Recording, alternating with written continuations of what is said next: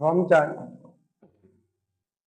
আমরা যে 30 দিন করি, 30 দিনের শরীরে কি কি পরিবর্তন ঘটে, কিভাবে কোন দিনে কি কি পরিবর্তন ঘটে সেটা আমি এই ভিডিওতে বলবো। 1 থেকে 7 দিনের মধ্যে যেটা ঘটে, শরীর খাপ খাইয়ে নিতে শুরু করে। মানে ধরেন 11 মাস আপনি খাচ্ছেন, 11 মাস পর আপনি রোজাটা করবেন, আবার এখন নতুন রোজা করতে গিয়ে আবার কি শরীর একটা মানে একটা ইফেক্ট করে, সেই জিনিসটাকে খাপ খাইয়ে নিতে 1 থেকে 7 দিন সময় নেই। সেক্ষেত্রে কি হবে, রক্তে শর্করা কমে যাওয়ার কিছুটা ক্লান্তি ও মাথা ঝিমঝিম করতে পারে। এটা 1 থেকে 7 দিনের মধ্যে। অনেকেও প্রথমে আপনাদের যে শরীরটা দুর্বল লাগে। আবার 8 থেকে 15 দিনের মধ্যে কি হয়, শরীর চর্বি পড়ানো শুরু করে।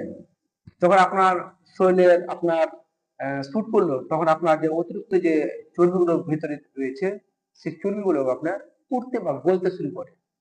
সেটা গলে আবার মানে গ্লুকোজ হয়ে আপনার শক্তি উৎপাদন করে। সেটা কি করে, মেটাবলিজম স্থিতিশীল হয় এবং হজম শক্তি বৃদ্ধি পায়।